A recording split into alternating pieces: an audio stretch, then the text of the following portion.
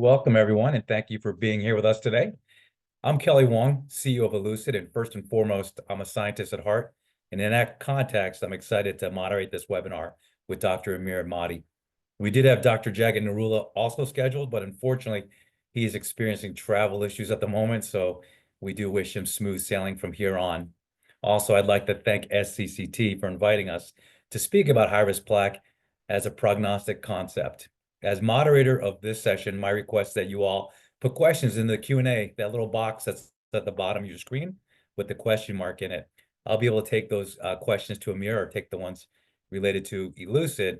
And I know Amir well, and he enjoys engaging in questions, especially those that probe the contrary view. So please don't be shy with your Q&A. With that, I'm pleased to introduce today's speaker, Dr. Amir Ahmadi, who is a consultant to Elucid, is also Clinical Associate Professor of Medicine and Cardiology at Mount Sinai. He is the Director of Inpatient Cardiology and Co-Director of the Cardiac Intensive Care Unit at Mount Sinai Morningside. He's also co-founder of the Early Atherosclerosis Clinic at St. Paul's Hospital in Vancouver, which focuses on screening and early treatment of patients with family history of premature coronary artery disease.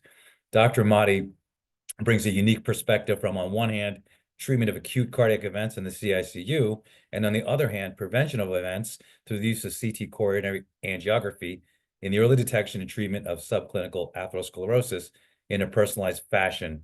So with that, Amir, welcome. And perhaps you could kick us off on what is the importance of plaque detection in clinical decision-making. Thank you very much, Kelly, and thank you to SCCT for this amazing opportunity. I am extremely honored, and it's a true pleasure to be here to be able to share some of my experience and what I have been working on over the past few years on the concept of high-risk plaque. And we wanted to talk first about the plaque in general. What does it mean to use CT and plaque detection as a mean to personalize treatment?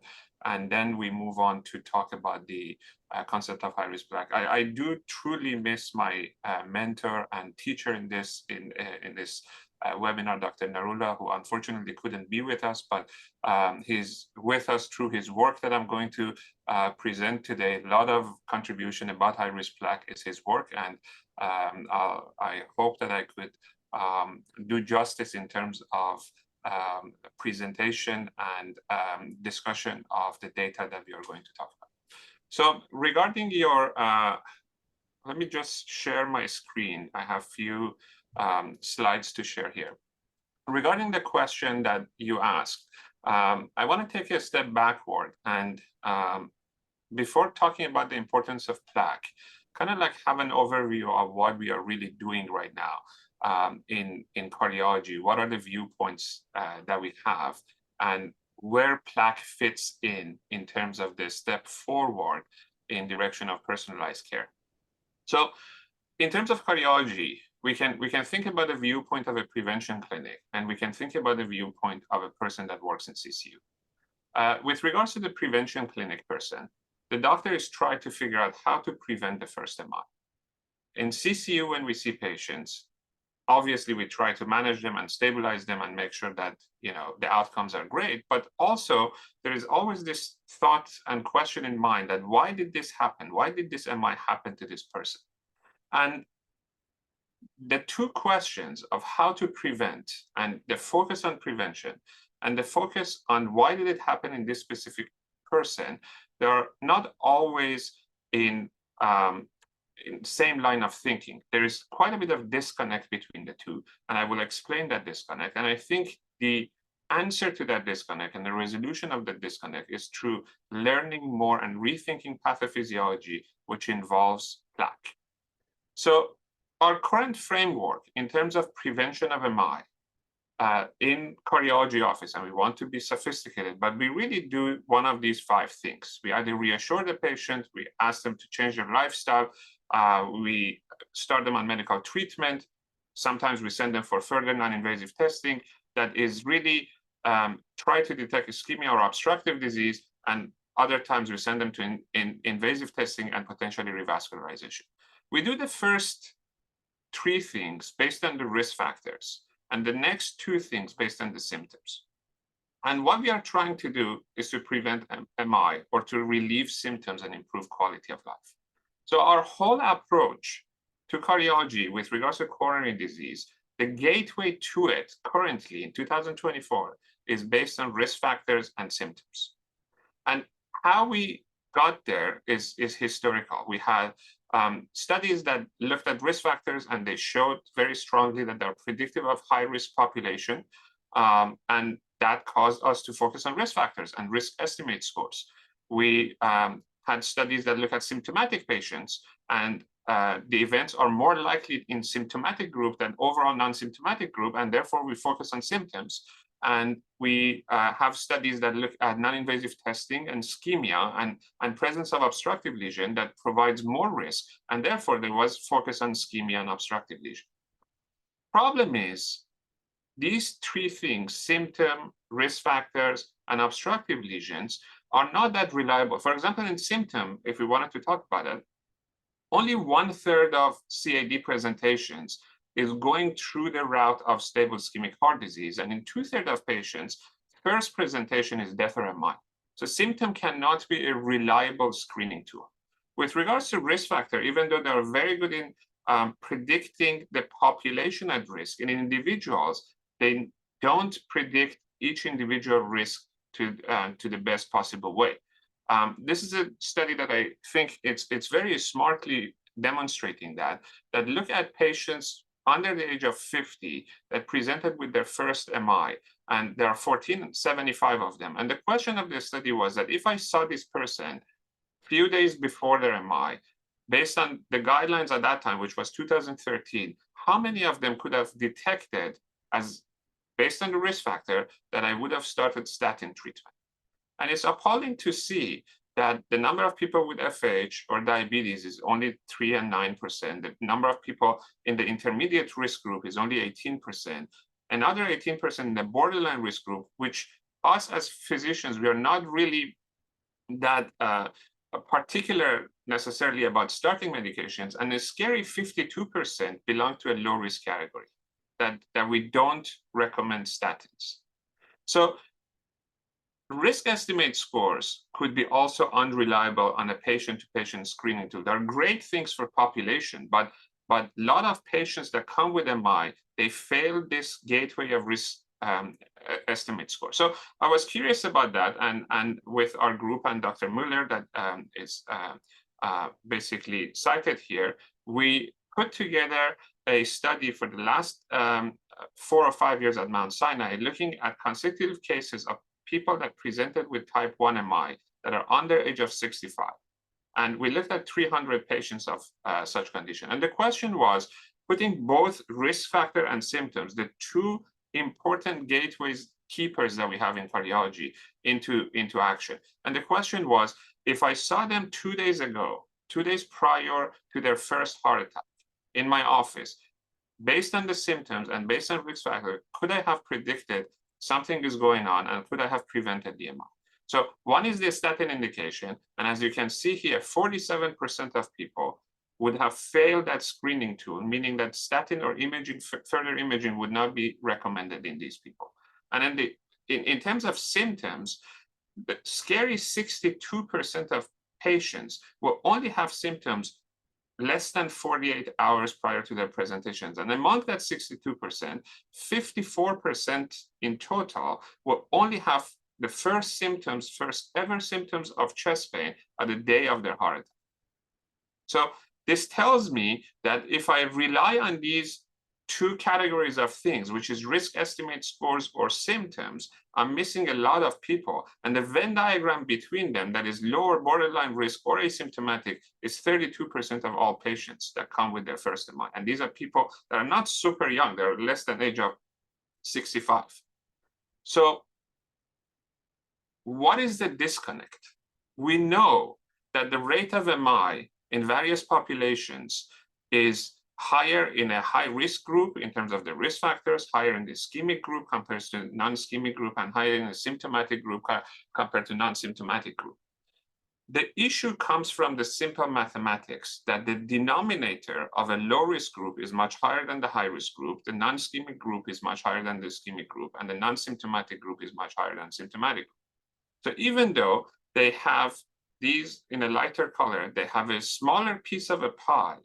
Because the pie is a much larger pie, it leads to a high absolute number. So when we see the majority of MI coming from, it may be in the low to intermediate risk group, non-ischemic or non-symptomatic prior to their presentation, making symptoms, ischemia, or risk factor not the best predictors or gatekeepers for preventing MI. And this is what I call an MI paradox, that most of the MI actually happens in the group of people that we don't think of. So what's the solution?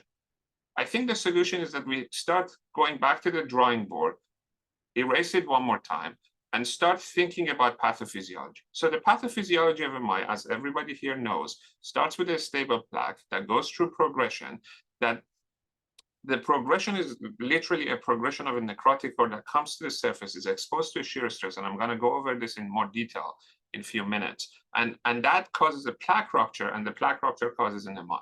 And as you can see here, most of this process can go, the person can go through the entire process without having an ischemic obstructive lesion, meaning that symptom could be unreliable here in terms of a detection.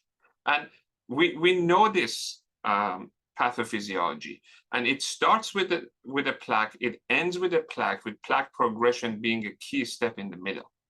So I think, you know, to answer your question, Kelly, this is one of the most important aspects of plaque because it's so involved, and we cannot miss the MI if we start looking at the plaque. We cannot miss a person that is at risk of MI if we start looking at the plaque. So we know and we believe in such pathophysiology, but what we practice, if we want to reverse engineer what we practice, is as if we believe that presence of risk factor is a must for presence of obstructive disease, then presence of obstructive disease is a must for having a symptom, and having a symptom prior to MI is a must. And that's why we are focusing on risk factors and symptoms. Whereas the reality of the situation is that atherosclerosis starts, it can progress, and it can cause MI. And whether or not you have a one-to-one relationship between atherosclerosis and presence of risk factor is extremely questionable. And whether or not your atherosclerosis should go to a symptomatic phase before you actually end up having an MI is also extremely questionable. So these two, again, become a non-reliable gatekeepers. So we have the MI, we can reverse engineer it. We have the MI, it's because of plaque at the risk of rupture or erosion. Why do we have a plaque at the risk of rupture? Because the plaque has progressed. Why the plaque progressed? Because the plaque was there in the first place. Why was the plaque in the first place? Well, that's a $1 trillion question. And I think we do not understand it well yet. There are identifiable risk factors that we know so far. There are probably tons of genetic factor, environmental factor, inflammation, and factor X that probably they figure out in 50 years from now, and they think that we were simple-minded thinking that these 9 or 10 things that we know currently is the whole story, where the reality of it is that there is much more. So if we go through this logical pathway, we have a shortcut. As opposed to trying to guesstimate if somebody has atherosclerosis, we can image. And that imaging is a key to personalizing treatment. We can also safely assume that these risk factors cannot cause an acute risk factor crisis to cause an MI without going through this process of plaque formation, plaque progression, and plaque rupture. And there is no such a thing as an acute vessel level atherosclerosis crisis. It's always at the lesion level. So we have these 3 points, and at the same time that they are part of pathophysiology, again, back to the question of why plaque matters, these are opportunities for intervention. So the first plaque formation or plaque detection is an opportunity for treatment initialization or personalization.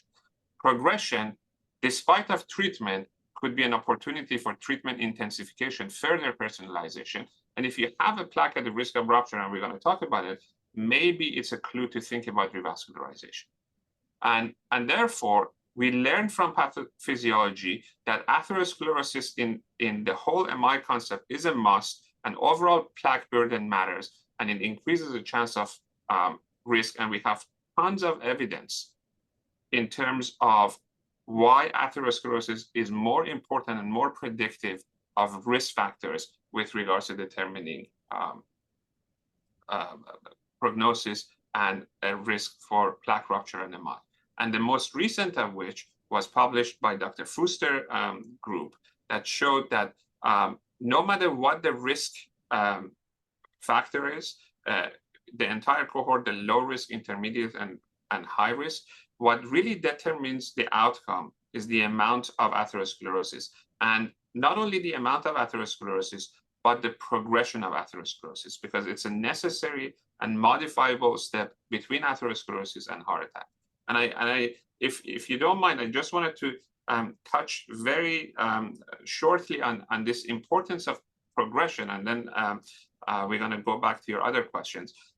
That if you don't have progression, you're pretty safe, meaning that we know from Dr. Narula's data that if you have high-risk plaque features, which we're going to talk about today, you're at a much higher risk of having an MI. But even in a setting that you do have high-risk plaque features, when you don't have progression, you're safe. So it's a necessary step between the plaque formation and actually having an MI. And we've seen this in recent Dr. Fuster publication, that even though if you have atherosclerosis, if you're in the blue line, which was not a progressor, your risk of mortality was much lower than if you started having a progressor. And we know that not only it's necessary, but based on the cumulative evidence that we have from various statin trials, that somewhere between the LDL of 60 and 80, we can stop the progression and we can start regression. So it's both necessary and modifiable. And what that means to me is that, as we showed here, instead of waiting for the first event or first symptom to start being serious about atherosclerosis, about treatment, about LDL to target, which is the definition of secondary prevention, we move this line backwards to the presence of the first detection of atherosclerosis, the first moment of detection of atherosclerosis, to stop plaque progression. And I think that completely changes the natural history and provides us opportunity for personalized treatment and stopping heart attack. I mean, I love this approach, Amir. You kind of go back and you redraw the fundamentals, and maybe because we have better tools and techniques to get more in depth than we did 10, 15 years ago. You know, I even look at the idea of plaque progression, right? I mean, some people in the old days would say, well, that's just increase in luminal stenosis, it's total volume of plaque increase. But you're going back to the idea that there's a lesion, and that lesion is going to tell you something about progression. So maybe you can let us know a little bit more about what you mean by plaque progression. Thank you. I think that's very key. And now, as you said, I think we know much more about it than we did in the days that the only thing available to us was a angiography without even intravascular imaging, which was typically a luminograph. So the reality is that we are moving from the concept of progression being just a progression in the degree of luminal stenosis, that your plaque goes from 50% to 60% kind of a thing, to progression to or away from MI. And in order to think about that, we need to, again, go back to the basics of histology. So what we know about histology and pathophysiology is that large lipid-rich necrotic core and thin fibrous cap increase risk. So this is a seminal paper by my mentor and teacher, Dr. Narula, who published this in 2013, who kind of demonstrate the three types of plaque that are out there. So there is a stable plaque in histology that doesn't have a necrotic core. The lumen is very tight and never cause death or MI. There is a thin cap fibroatheroma that the cap thickness is thinned, and you have a necrotic core.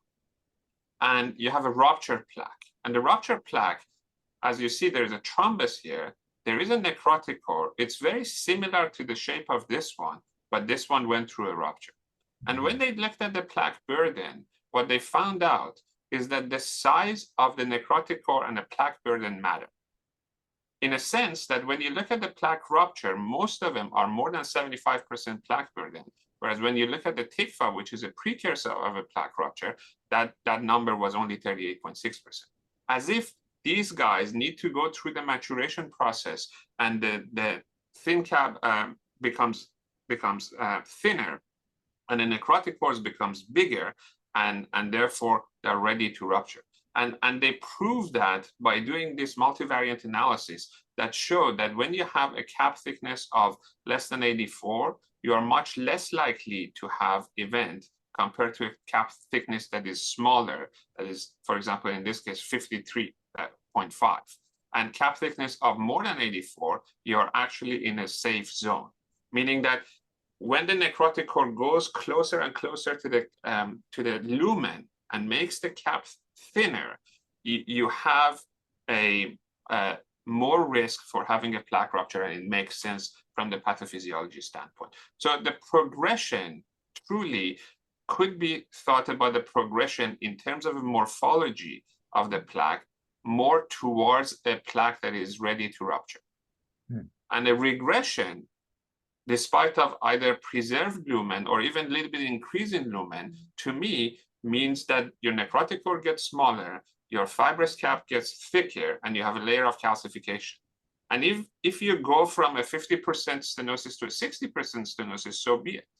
You're away from the MI, and that to me is a regression. So large lipid-rich necrotic core and thin fibrous cap increases the risk. And more importantly, or maybe even the same amount of importance, what we learned in the recent years is that not only the morphology matters, but the lesion level physiology matters in terms of the pathophysiology. So what we've learned is that delta FFR across a lesion and wall shear stress proximal to the lesion are important. And again, that I think putting the whole thing together, that's the new concept of a high-risk plaque that I can think of, that not only has a certain morphological features, but these morphological features are exposed to a local lesion level physiological features.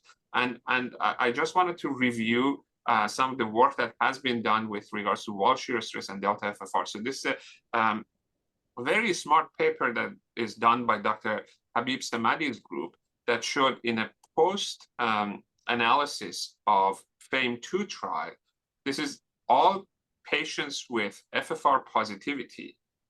The ones that had high shear stress, the plaque was exposed to high shear stress, proximal to the lesion, have much higher chance of having a rupture than the ones that are FFR positive, but have low shear stress in the proximal to the lesion, meaning that the axial plaque forces are high shear stress at the point that the plaque is vulnerable to rupture matters.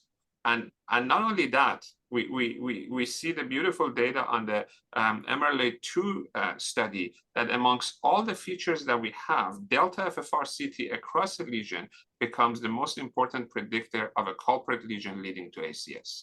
So the way that I now see this, Kelly, is that the progression that we talk about is a progression of a lipid-rich necrotic core towards the surface, causing the thin cap, a thin cap that is exposed to a shear stress and is associated, because of the geometry, because of the entire thing, to a lesion level hemodynamic changes that causes an important delta FFR.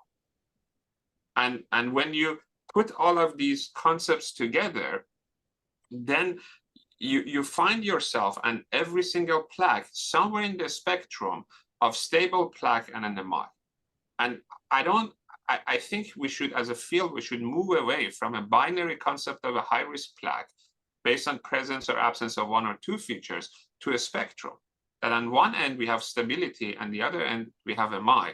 And as we go through the progression is a progression of a necrotic core size that causes large necrotic core, causes the thin fibrous cap formation, as I just explained on histology. That thin fibrous cap formation gets exposed to a high shear stress, and that leads to a plaque rupture. And And I think this is something that we could see. We could find every single plaque that we see on CT somewhere in this spectrum. And we can get help from AI and the treatment that we have, not only to personalize, but to predict where we are in this spectrum and what to do for that patient, not to go this way and go further to stabilization. So overall, I think this historic question of stenosis, lesion level physiology or morphology, which is better predictor of event, can be answered in a way that there is a Venn diagram. And when all the stars are aligned, we have a much higher risk of a lesion that is ready to rupture than each individual component of that can tell us. And that was shown recently in a study that we've done with Dr. Motoyama and Dr. Nerula, that when we put both FFR and high-risk plaque features together, the risk stratification and cumulative event rate was much more predicted than the FFR alone in absence of HRP or HRP alone in absence of FFR.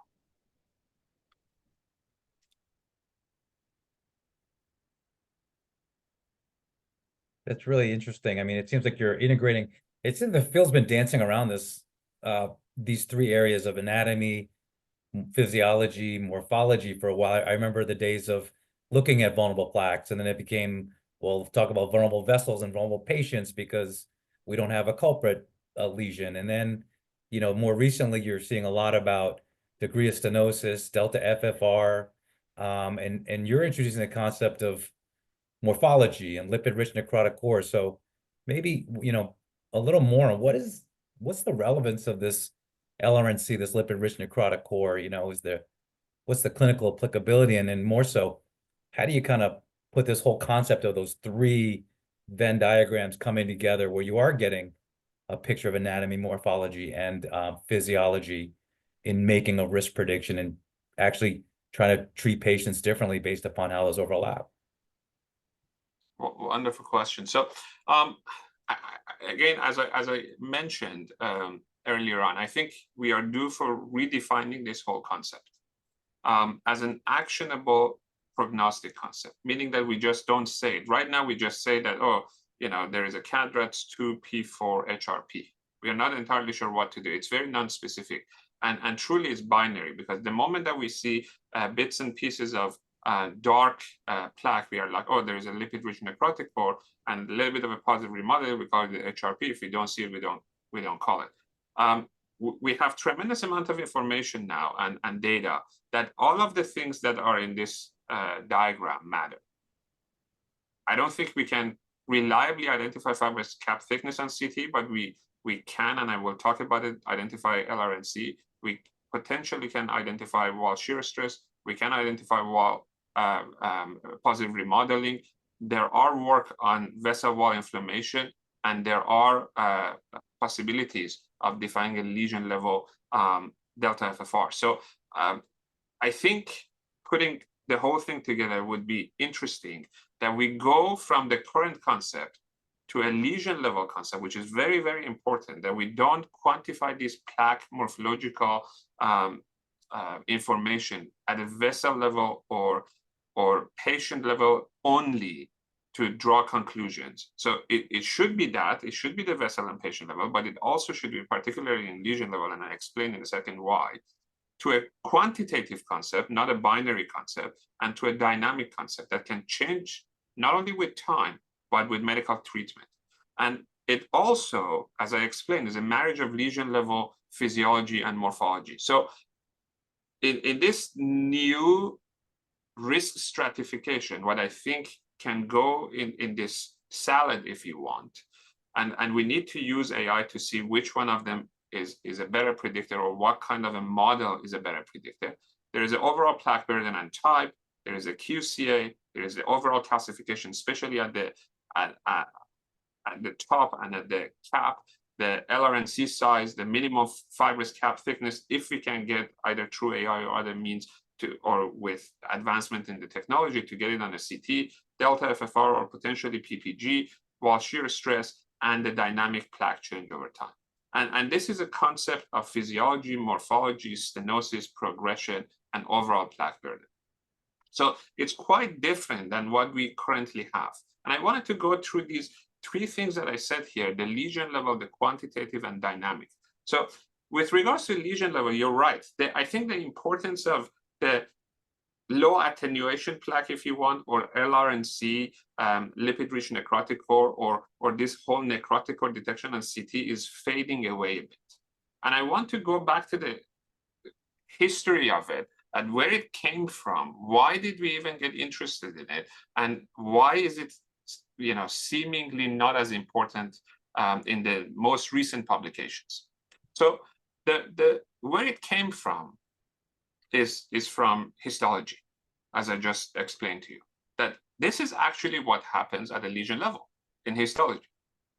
What Dr. Narula's contribution was in this field is that he took this histology concept and he applied it to CT in a kind of like a proof of concept paper in 2007, which followed by a proof of concept paper in 2009.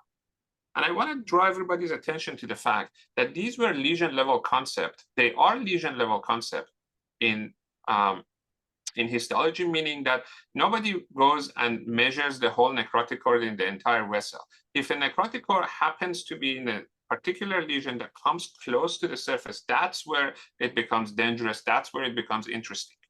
And similarly, the first iteration of application of this to the CT scan was a lesion level, and they defined these lesions at risk. And then that took off. Well, they had the 2015 paper that demonstrated a similar thing, but took off to show a predictability of such lesions in big, large randomized controlled trial. So PROMISE trial showed that if you have these HRP features in a binary fashion, you're actually predictive of event. And Scott Hart showed the same thing, that if you have adverse plaque features, you are predictive of event. So the predictability at the lesion level prior to invention of or use of AI in CT at a particular lesion was there. And there is no question about it. What has become a little bit confusing is that, now that we have plaque quantification, we are starting quantifying different parts of morphology, such as calcification, non-calcified plaque, or low attenuation plaque and whatnot, as a whole in a vessel without looking at what's actually happening in each individual lesion, and then drawing conclusion from that. So this paper that I already mentioned, I think it's a brilliant paper, Amir study, that looked at 351 patients, 2,088 non-culprit lesion, and 363 culprit lesion. Lesion level physiological analysis was done, but vessel or patient level plaque analysis was done to assess for risk predictability of ACS. And what you see is that on top, with regards to predicting the event, was the FFRCT, delta FFRCT. And somewhere in a mediocre range, below the non-calcified plaque volume and total plaque volume is the LAP volume, which is a low attenuation plaque volume, which is a surrogate in that study for the necrotic core. Well, there are questions if it's a good surrogate or not. That's separate. But the fact that I wanted to talk about is that these type of analysis that is done by AI and it's based on quantification are not done based on lesion by lesion. But the plaque morphological analysis is an overall plaque morphological analysis. And it caused a disconnect between the concept that was there first in histology and was trying to get translated to CT. And I happen to have the privilege to be a co-author on a similar paper here what we did is that we looked at these plaque morphological features to detect outcomes. And I say outcomes in quotation because I want to talk about it in a second.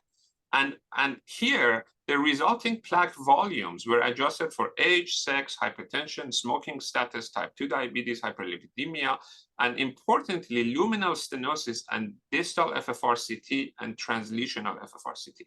And what we found is that total plaque volume on survival from the events was more predictive than a low attenuation plaque volume. And the simple brief read of this, a surface read of this is that, oh, okay, so total plaque volume is more important than a low attenuation volume. Well, total plaque volume is very important, no question asked.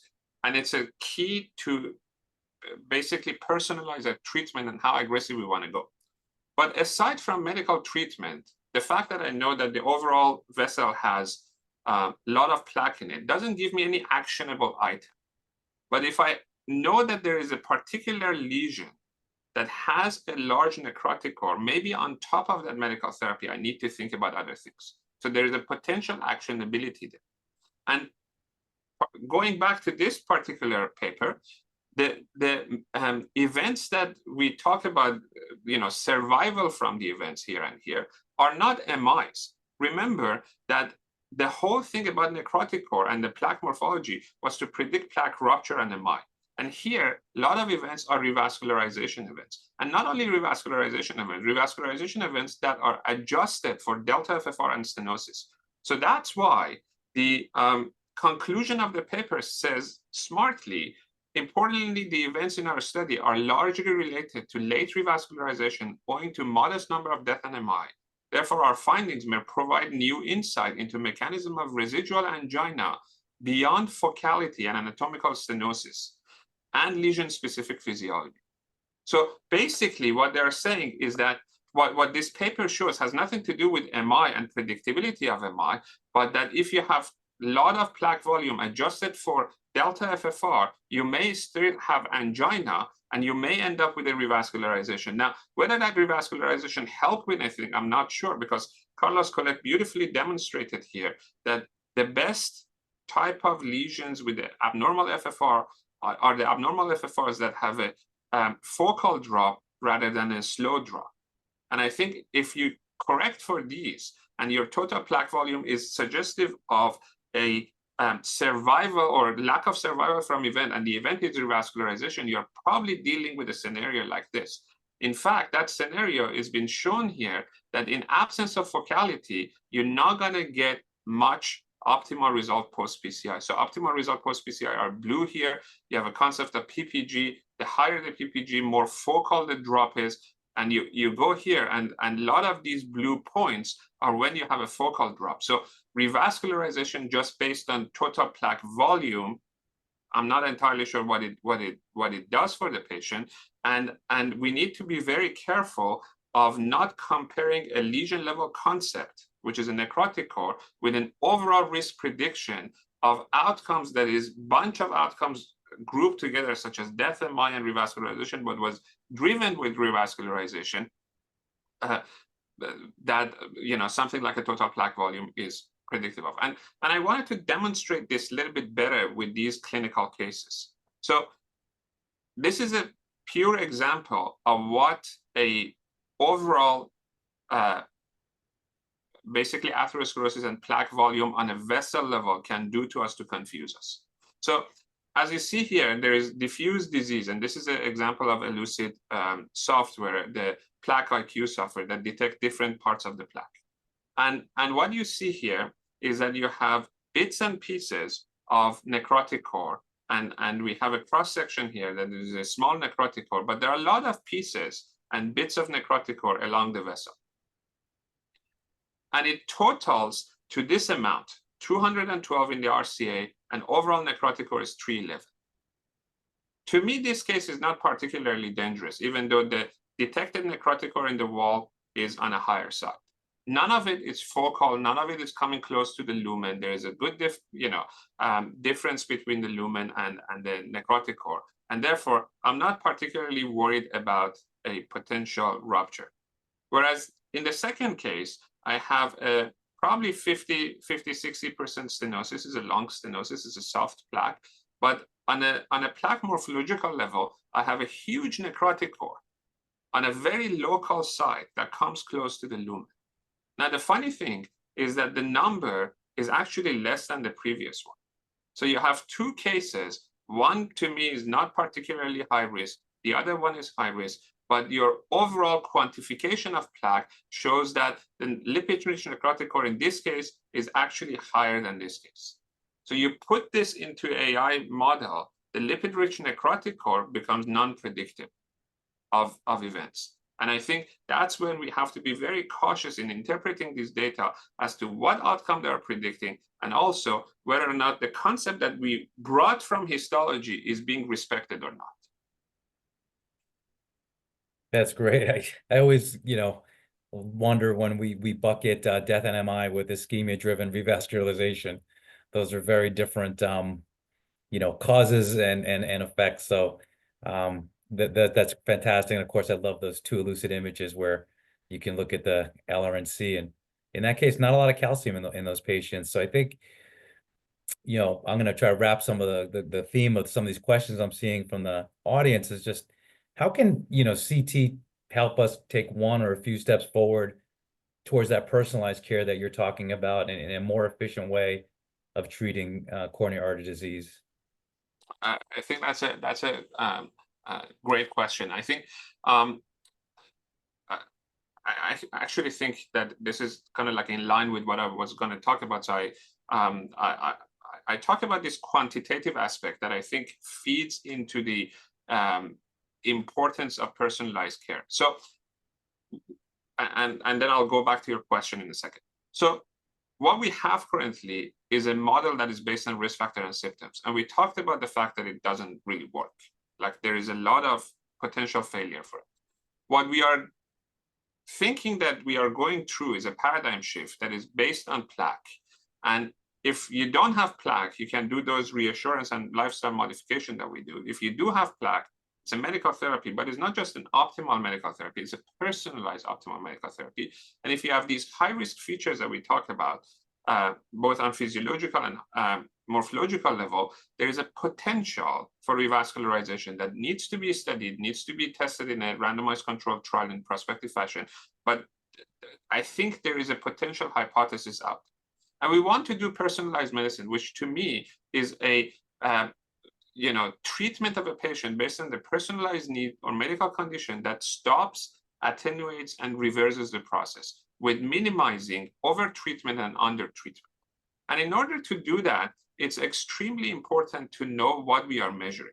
So if we want to go with a plaque-based analysis and we want to do medical treatment, that should be dependent on overall plaque burden that we have and individual plaque features. And these two things are separate. We should not mix them together. And that can lead us to know the individual LDL target, whether or not we do DAPT for our patient or a single antiplatelet, whether or not there is anti-inflammatory need, or any of the new drugs that we have in our disposal, such as SGLT2s, such as GLP-1, GIP agonists, inflammasomes, other things. And it needs to be tested to see which one actually have what type of effect and at what point a person will benefit from that. But not only these two factors, but a very important factor of the delta plaque change over time, meaning that as a physician, I always like to be few steps ahead of the disease curve to be able to stop it from further progressing without the patient needing to come to me that, oh, I had an MI or I had the first presentation. So this delta plaque over time becomes extremely important. And in order to reliably do that, what we need to do, we need to be able to change the plaque, track the change of plaque over time in an accurate, objective, reproducible fashion that has minimal inter-observer variability and dependency on scan condition. And again, I'll take you back to the histology, that this is what we are trying to optimize for, to try to understand what is actually going on in the vessel. And for that reason, we are proposing on CT a new concept that goes towards a little bit of a more reproducibility. So this is the histology. This is what we have on CT. The concept currently, for example, for plaque quantification is that we quantify the non-calcified plaque. As you see, there are some lines that differentiate the non-calcified plaque from the matrix or the healthy wall. The problem is that even if you look at the histology, you can probably depict and outline the necrotic core in these examples, but where the disease ends and where the healthy tissue starts is very difficult to tell.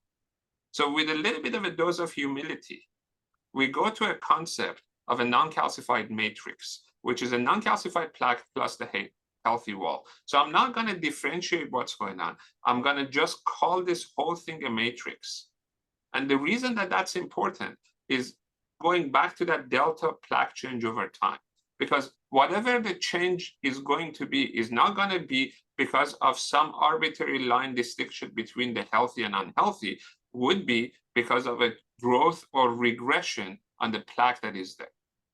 And that reproducibility allow me further personalization of medicine because I know that it's not an error. On top of that, with regards to the low attenuation plaque versus lipid-rich necrotic core, I think, you know, what we can have is to move away from the concept of the low attenuation plaque, which is based on Hounsfield unit and scan conditions can cause variability in it, in an AI setting that you detect from histology, and you be able to reproduce it based on machine learning and deep learning, where the software learned from histology. And it has to be tested in a proper study, but it may be a more accurate predictor or marker of a necrotic core. And the two together, the lipid-rich necrotic core, based on histology deep learning, detection of that on a CT, and a non-calcified matrix, will bring this new concept of a virtual CT histology that is more accurate, probably more objective, more reproducible, lower inter-observer variability, and minimally dependent on scanning condition, and potentially could be, again, it needs to be shown in the study, a risk prediction for MI and lead to a better personalized medicine. And I think that feeds into our whole understanding of whether or not we can use CT scan as a personalized medicine, because we need to be able to do it over and over again, objective, remeasurable, and with minimal error.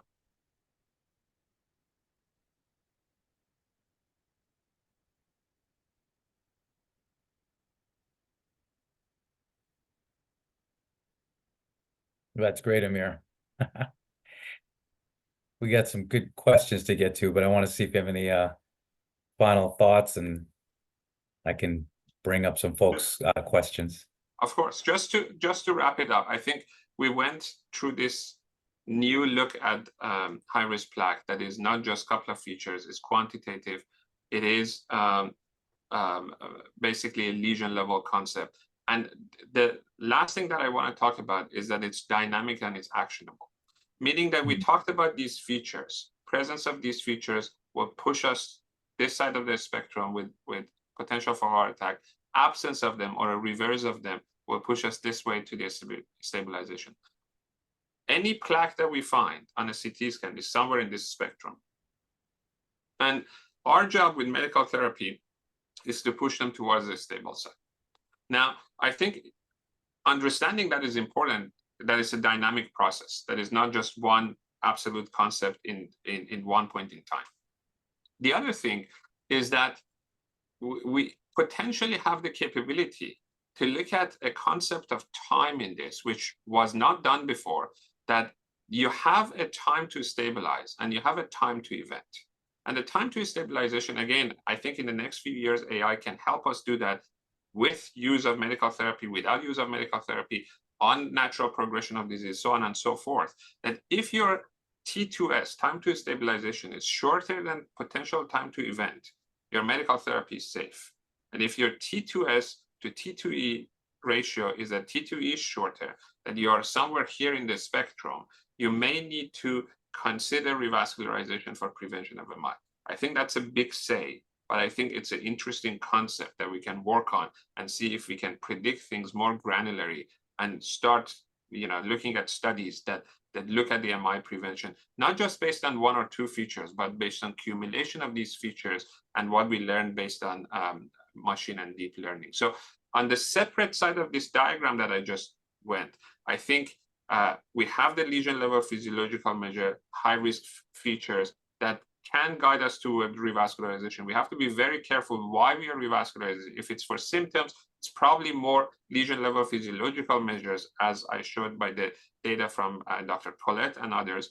And if it's for MI prevention, it should be a combination of lesion level high risk features. So what we currently have, and this is again another example of Elucid, is we have a overall vessel level physiology that could be lesion level as well. We have a lesion level and vessel level plaque quantification.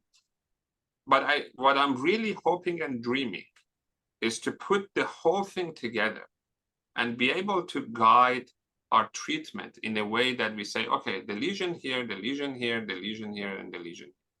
And this may be the tightest, but this is stable because of X, Y, and Z reason. And just medical therapy. This one you potentially need to revascularize. This particular one, just keep an eye on. And I think that would be the ultimate precision medicine, not just at the patient level, but for each individual lesion. So when you go to cath lab, you have a plan, not just plan in terms of what guide wire to use and what stent to use, but what to do with what you're going to see based on the cumulative information that you have. And my slides are done here, so I'm more than excited to hear some comments and questions, and I'm going to stop sharing my slides. Oh, well, thank you, Amir. I mean, that's a great overview of where the science is and where Elucid is and where we're going. Some very engaging questions. If early presence of atherosclerosis is a risk predictor, and most or all people over 50 have some degree of coronary atherosclerosis, how does treatment, for example, statins, change with imaging? Right. I think that's a very good question. I'm not entirely sure if all people above age of 50 have atherosclerosis. Probably about 70–80% of people above age 60 have atherosclerosis. I happen to have a data set that is about to get sent for the publication in a clinic that we did this in Vancouver for atherosclerosis, early atherosclerosis detection. What we found there was the fact that in lower and borderline risk group, you have the most net reclassification of treatment, contrary to what the guideline currently suggests.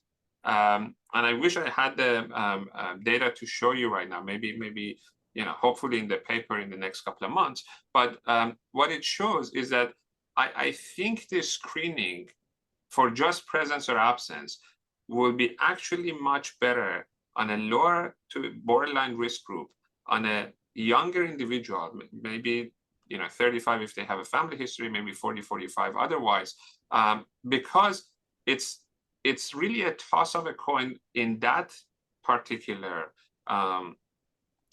group of patients, whether or not they have atherosclerosis and they need an early treatment. A little bit later on, I agree with you. I think 55, 60, 65, you start getting atherosclerosis is more of the population, and if you don't, it's coming. I think the importance there is to quantify. Do I want to treat a person with a mild, for lack of a better word, CADRADS 1, P1 type of atherosclerosis at a 60 with the same intensity that I would treat somebody with a CADRADS 3, P4 if the risk factors are the same and they're both asymptomatic? I don't think so. I think knowing the amount of atherosclerosis as it's, the basis of the TRANSFORM trial on a generalized level will be very important to customize treatment for that person. But not only that, once in a while, and that's not very rare, you see it in every, one every 5 or 6 cases, you identify these lesions that are sitting there that look really scary and ugly. And should you add other things for that lesion, or should, statin alone is fine? If we can reliably identify inflammation in future, would that change the course? So I think what we are trying to say is that CT scan, plaque products, further analysis will allow you to start treatment and intensify, look at the intensification of treatment based on what you see on point 1. But also very, very importantly, to evaluate your treatment effect in time 2, which is your re-CTing in a couple of years or 3 years or whatever, and to see if your plaque stopped progressing towards the MI. If your 20 milligrams of Crestor is actually working, or you need 40 of Crestor, 10 of ezetimibe, and a shot of inclisiran. Should we consider other agents? Should we consider aspirin therapy? Should we, I think there are so many questions now that we want to walk to this realm of personalized medicine and precise medicine that CT and plaque quantification can help with. That, I think about 15% of cases will progress despite of a good LDL treatment. So I don't think you can get rid of atherosclerosis and eradicate heart disease just based on starting treatment. It will certainly help, but it wouldn't be the entire thing. Great. Your voice is breaking up a little bit, Amir, so I don't know if you're able to direct a little more to the mic there. A similar question or a follow-on, since we think the traditional risk factors might not be the most accurate in predicting disease and events, how can we determine which patients should go through coronary CTA and plaque characterization, and which patients should have longitudinal studies? And, what do you think the financial implications of this are on public health? I think that's a fantastic question. If without looking at the finances, I'll answer that whoever has heart that has coronary arteries is prone to having coronary atherosclerosis. So I do think that it should be a generalized, and it's not just coronary, but the overall atherosclerosis. I think we need to move to a societal level of screening for presence of atherosclerosis, whether that's in certain population by a carotid ultrasound, whether it's a 3D carotid ultrasound, whether in a older population above 55, calcium score as a first tool is fine, or whether it's a CCTA. That remains to be a point of debate, and I think there is a lot of data that will come hopefully in the next few years to guide us there. But I do think that it's something that is very generalizable, and it needs to be done at a societal level. What we've shown in our data from Vancouver, and it's not a randomized data, it's just a treatment with 2 physicians, and hopefully it will be published, is that we did an observed to expected ratio of what is observed based on based on actually what happened, and what was the expected event rate in this group with their ASCVD risk score. And what we found was that the number needed to treat based on the philosophy of a CT scan treatment, atherosclerosis treatment, to save 1 MI, depending on the method of this observed to expected ratio, was somewhere between 30 to 55, 60. Meaning that in order to prevent 1 heart attack, give or take, the average CT scan these days costs about $500–600. It's somewhere between $15,000–16,000 to about $40,000 or $30-some thousand to save 1 heart attack. I think we are not far off to call it the cost effective, but this is just a very small sample size of 2,000 patients that show this. I do think that if we think about it in a more long term, to identify, to treat personally and in a personalized fashion and prevent MI, it eventually becomes cost effective. And I think with the advancement of technology, we may not need to do it at the cost that we are doing it right now. That's great. On a more technical question, what do you think about changing CT scanners or scan parameters, and how that affects the accuracy and scan-to-scan variability and reproducibility? Well, we know that our CT scan parameters can definitely change any type of algorithm that is based on a Hounsfield unit detection. And I think it's very important that if we are doing serial studies, we do it with the similar scan parameters. Otherwise, it would be a problem. And that delta that we talked about would be not necessarily accurate. And I think that's why going not just based on the Hounsfield unit calculation, but based on deep learning from histology may be a better way of doing this. And I think that needs a verification. That needs a verification probably with another larger histological sample to see if we actually be able to do it in different scan parameters, be able to get the accurate result based on deep learning. But again, I think it's an evolving field, and I think it's something that in the next few years we learn more about it and we can become more accurate and reproducible. Well, great, Amir. We're at the top of the hour. We have some questions remaining. We can get those and get people some written responses to those. Also in the comments are some, great talk, great presentation. And I want to echo that. I think you've really enlightened us. Every time I hear you talk, I learn something new. So Amir, thanks so much for getting us ahead and thinking more about high-risk plaque as a prognostic concept. And thank you very much, both Kelly and SCCT, for this opportunity. It's just wonderful. I think it's a bright future, and I'm very excited about being able to move this field with a lot of colleagues and amazing thought leaders in this field forward. Fantastic.